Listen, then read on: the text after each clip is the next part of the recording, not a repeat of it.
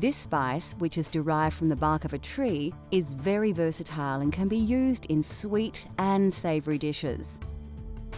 Indian bay leaves are always added for their distinctive fragrance and flavour.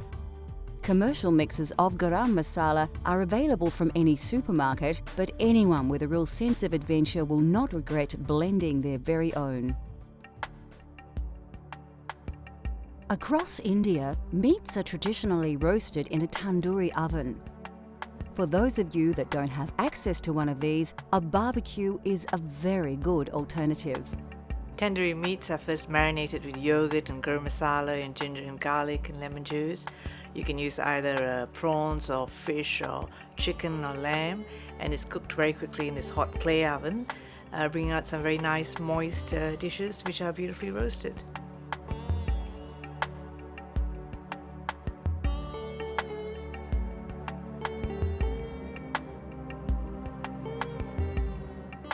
You'll need a few simple ingredients to make a traditional tandoori mixture.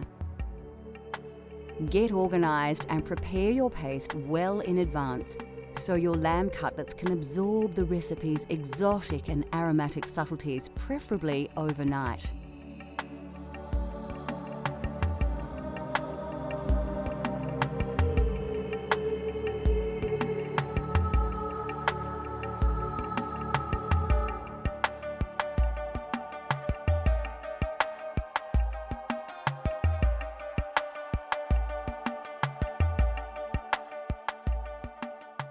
Add 2 tablespoons of ginger and garlic paste to a medium-sized mixing bowl. Add some of the juice from 1 lemon, then add 1 to 2 tablespoons of your favourite garam masala mix. Around half a teaspoon of red tandoori powder will give the meat its intense red colour once cooked. Scoop in 3 tablespoons of Greek-style yogurt and 2 tablespoons of vegetable oil. Now grab a spoon and thoroughly mix all the ingredients together. Your tandoori mixture is now ready to be added to the meat. At this stage, it's a good idea to wear gloves as the tandoori mixture will colour your hands just as well as the meat. Take your lamb cutlets and place them in a large mixing bowl. Scoop 2 teaspoons of ginger and garlic paste over the lamb and add the rest of the lemon juice. Add around 1 teaspoon of chili powder plus a teaspoon of salt and thoroughly massage all these ingredients into the meat. Now add about 6 tablespoons of the tandoori mixture that you have prepared earlier. Rub the mixture into the lamb well and ensure that all the cutlets are covered. Place the cutlets onto a plate, cover, and store in a refrigerator for at least 4 hours, although overnight is best. This allows all the flavours of the spices to penetrate the meat. Instead of a tandoori oven, we're going to use a barbecue to cook the marinated lamb. Preheat the barbecue to a very high temperature and place the cutlets onto the hot plate, allowing them to sizzle in the rich marinade. Once they start to brown, turn them over and let them cook for another few minutes. Cooking the meat on a high heat will blacken the marinade in places and cook the outside of the meat well, while still keeping the cutlets tender and juicy inside. When ready, place the cutlets on a bed of lettuce. Serve with a simple salad made with cucumber, red onion, tomato and coriander. Finally, garnish with a wedge of lemon, which can be squeezed over the cutlets just before you enjoy them. Still to come on Cultural Flavours, India. We spice things up with an authentic style curry with Punjabi influences. Breads are eaten everywhere and mainly used to scoop up the main meal, especially in the Punjab region. We have different types of breads there. We don't eat too much of rice there, it's mainly bread. There's naans, there's bhaturas, there's chapatis, which are made today, there's parathas, there's stuffed parathas with, methi, which is fenugreek leaves. We love our bread in India, we eat a lot of it there.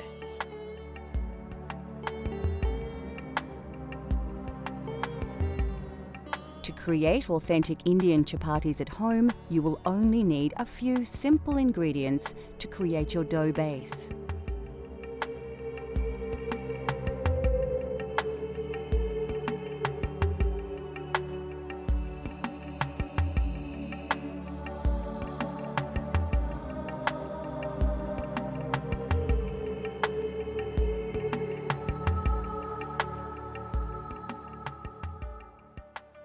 First, place your flour into a mixing bowl, add some water and then some oil, and start mixing it with your hands. Work the liquid through the flour, forming a dough, and add more water as you go until all the flour is picked up by the dough and it becomes slightly elastic. Make sure you knead the dough well. It should be malleable but not sticky. Then leave it to rest for 20 minutes. Take small pieces of dough and roll them into small balls. Coat them with some reserved flour, then work them into a disc with your hands.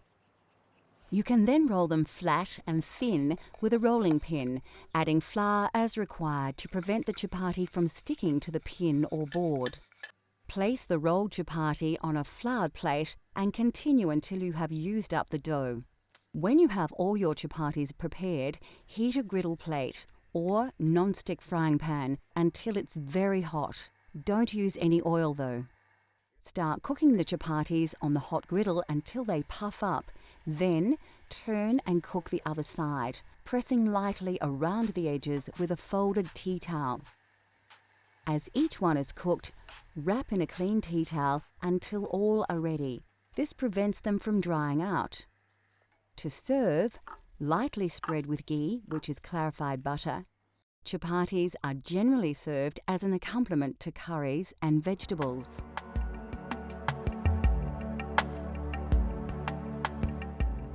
The southern region of Goa is famous for its fiery seafood curries, and this prawn curry is typical of the region.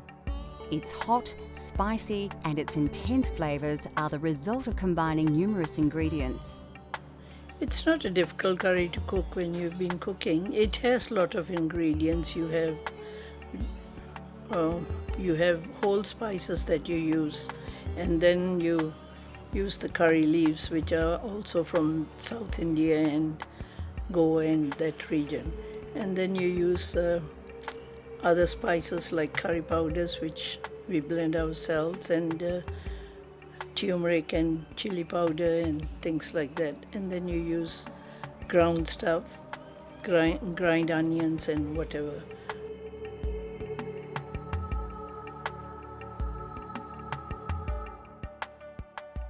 Like most curries, the secret is to start with a good curry paste. Combining these ingredients in an electric blender is a quick and simple way to make a great base for your curry.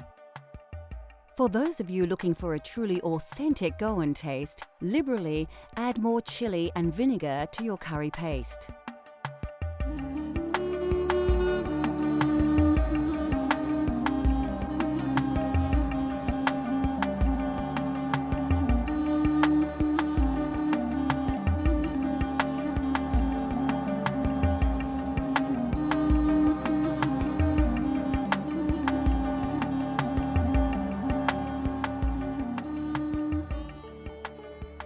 The second stage of this recipe requires a vast array of spices and other ingredients, so it's important to ensure that you prepare everything well before you start cooking. We're using green prawns with their shells intact, but you could use any type of prawn.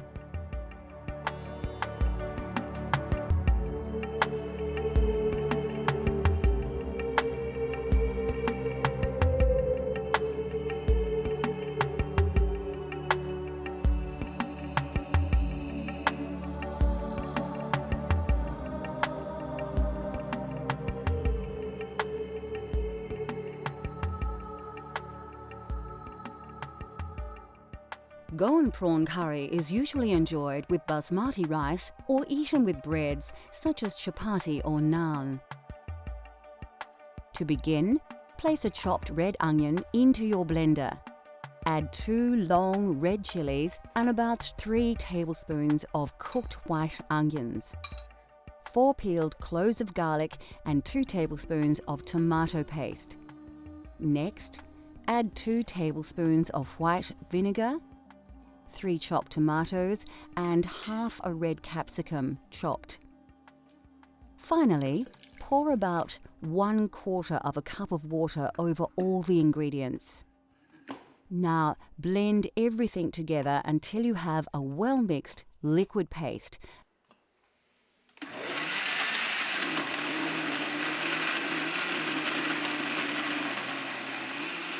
And put this to one side until later. To prepare the curry, heat some oil in a pan. Add your star anise, cardamom, cloves, cinnamon stick, fenugreek and mustard seeds to the hot oil. Place a sprig of curry leaves and 2 diced onions into the pan, then stir well. Take some ginger and garlic paste and stir around 2 teaspoons into your curry base. Pour in around half a cup of water and mix well. Scoop a spicy mix of turmeric, curry, chili and coriander powders onto your onion base.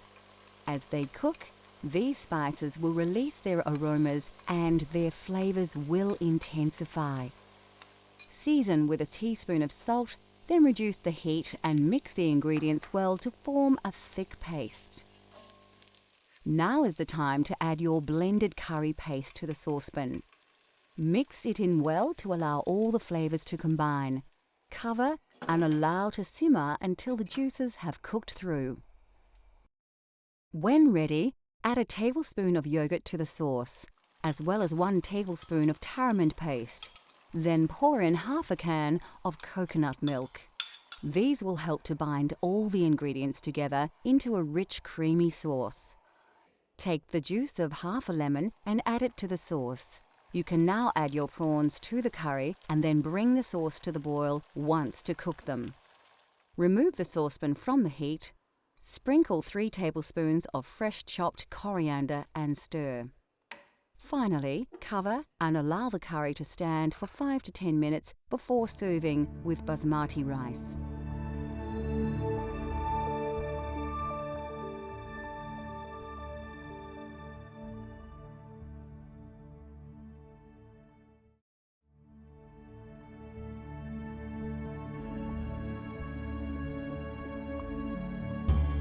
India produces more lentils than any other country in the world.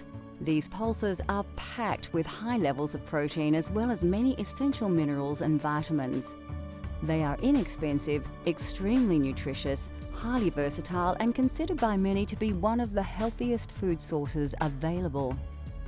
The most popular variety is Moong Dal.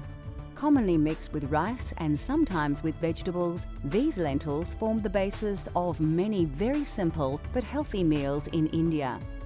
They are so highly regarded by some Indian doctors that they are even prescribed to help with many stomach ailments. Black urd dal is very popular, especially across the north of the country. It forms the main ingredient of dal makhani, the most characteristic signature dish of the Punjab region. Made with cream and butter, the dish takes over 8 hours to prepare. Very tasty and nutritious, dal makhani is usually accompanied by rice or served with freshly cooked chapatis. The white variety are simply black urd dal with their intensely flavoured shells removed. These are often soaked and ground to make delicious donuts, which are very popular throughout India. In southern regions such as Kerala, cooks use tur dal to create sambar, a spicy soup made with vegetables and tamarind. These small split chickpeas are chana dal. They have a variety of uses, not least as an ingredient in the crispy papadam, a favourite accompaniment at most Indian restaurants around the world.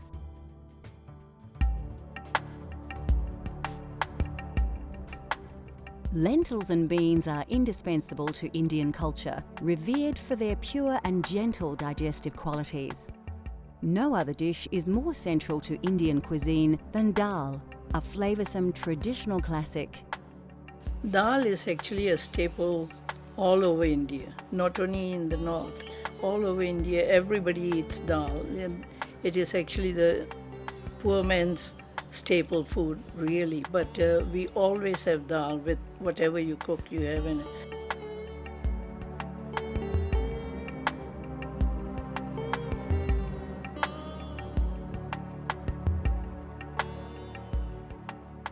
From north to south, dal in all its forms is central to Indian cuisine.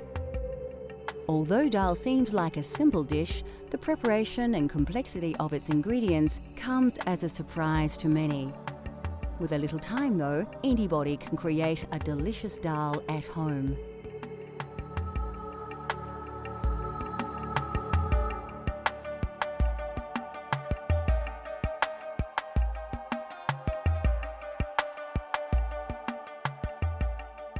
What gives this Punjabi masoor dal its amazing flavour is the traditional spice paste, bursting with a classic combination of spices that produce aromas that will transport your taste buds straight to India.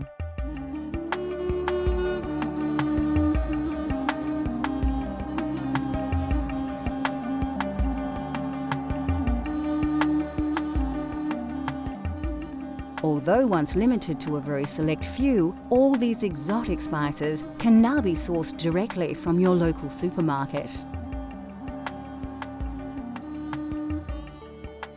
Firstly, take your washed red lentils and place them in a medium-sized saucepan. Add the water to the pot, then stir in your turmeric powder, salt, a dash of chili powder, the garlic and ginger paste, a dash of fenugreek seeds, and a tablespoon of oil. You can find garlic and ginger paste in most Asian grocers or simply buy them individually and combine them yourself. Chop the fresh chili and add it to the ingredients, along with the diced tomato. Give it a good stir before placing on the stove to boil for about 15 minutes. This part of the preparation is very quick, and dal is a great dish to prepare if you're short on time. While the pot is bubbling away, you can prepare your spice paste. Finely chop 3 cloves of garlic and dice an onion. We're actually using the sweeter Spanish onion here. Put a small pan on the stove and heat up your vegetable oil until it begins to smoke. When the oil is hot, add a pinch of fenugreek seeds, cumin seeds, mustard seeds, curry leaves, and diced garlic. This all needs to be done quickly to avoid burning the ingredients while allowing the flavours to release into the hot oil. Add the diced onion and give your paste a stir, coating the oil over the onion. This will slow the cooking process, and now you can work a little less urgently. Next, add a couple of teaspoons of garlic and ginger paste, coriander powder, curry powder, and some chili powder if you like. You can reduce the chili if you prefer, cooking to your own tastes. Add a teaspoon of ghee and quickly stir it through the paste. The aromas should envelop you as the spices and butter mix in the hot pan.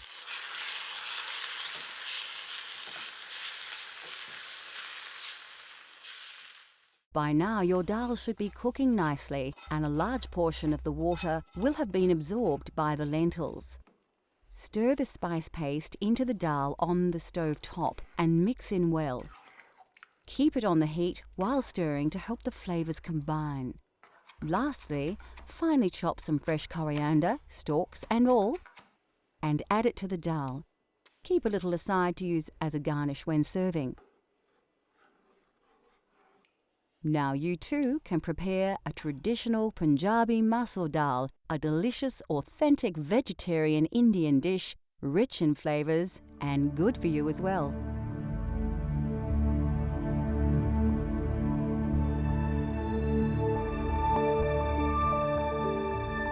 Now that we have revealed the simple yet spectacular delights of Indian cuisine, considered by many to be the most varied and exotic of all cuisines, We hope that we have inspired you to explore these flavours for yourself.